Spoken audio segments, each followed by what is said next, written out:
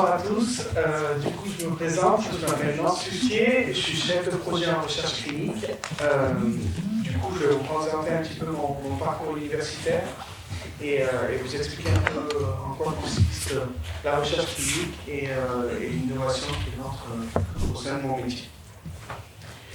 Voilà, donc j'ai eu mon bac en 2017 en droit et j'ai fait un baccalauréat scientifique.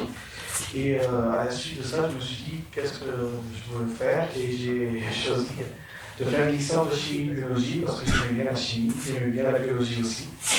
Et à la suite de ma licence, j'ai eu des problèmes de santé et je me suis dit qu'est-ce que je peux faire comme métier qui peut aider la santé. Et donc j'ai découvert le master d'ingénierie de la santé. Et donc j'ai commencé en 2021 le master 1 méthode et technologie pour la santé. Et j'ai continué en 2022 sur le master méthode pour la conception et la conduite de projets en recherche clinique. Voilà, donc j'ai continué sur ça et à la suite dans ce parcours, j'ai pu faire 2 stages. Un premier stage au sein du centre Léon Bérard, qui est un centre de lutte contre le cancer, où j'ai pu découvrir le métier d'attaché de recherche clinique, notamment sur la notion de contrôle de qualité des données.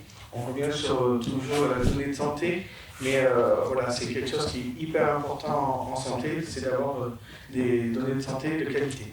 Donc ça, c'est vraiment la partie que j'ai vue en 2022. Et puis en 2023, j'ai découvert le métier d'attaché de recherche clinique, mais plus au niveau de la construction et la coordination des projets. Et ensuite, j'ai été chef de projet depuis 2023, où je travaille sur des projets pour l'amélioration de la qualité de vie des patients. Donc c'est des projets un peu plus conventionnels en recherche clinique, sur l'amélioration de la qualité de vie pour différentes pathologies, comme par exemple le psoriasis, des séquelles dermatologiques post-radiothérapie après un cancer du sein, avec la thérapie qui est non médicamenteuse dans ce cas-là, qui est la cure thermale.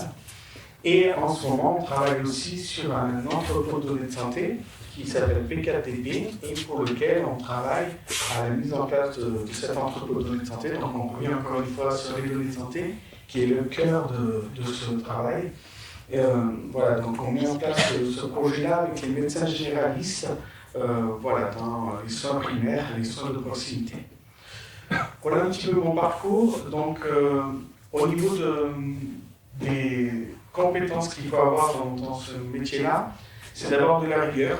On en a toujours, mais on est humain, donc on peut avoir quelques problèmes, par exemple dans la saisie de nos données, mais quand même c'est hyper important. L'esprit d'équipe, parce qu'on travaille avec différents métiers, par exemple des médecins, des statisticiens, des data managers.